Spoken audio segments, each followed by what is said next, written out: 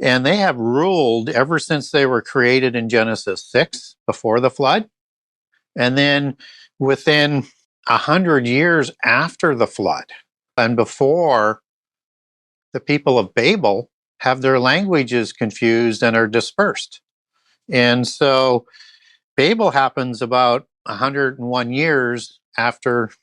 I guess that's more specific than about, but biblically, 101 years after the flood, if you do the dating down to Peleg.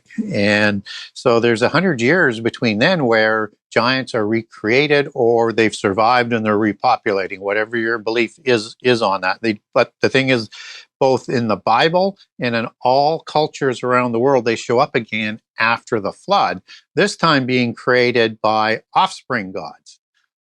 So, for example, most people might be familiar with Gilgamesh.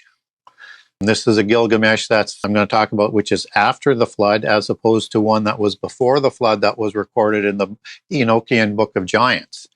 How do we know there's a Gilgamesh after the flood?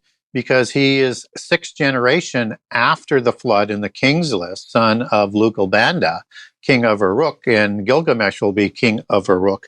And his father is Lugalbanda, which is a human male in this case, and a female goddess. And in polytheism, you have both the females and the males, more predominantly the males that are creating the giants. And so he is a demigod. He is 2/3 God, 1/3 human.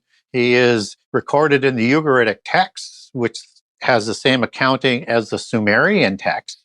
And there's many varieties of the Sumerian text, but they're all consistent on the story and they're all consistent on the dimensions of Gilgamesh after the flood, who is 11 cubits tall, and as a royal cubit, as Josephus talks about, would be 21 inches. He'd be 19 feet tall, would make him 7 feet wide. So he's bigger than Og. He's bigger than Goliath, and he's a dark-haired giant.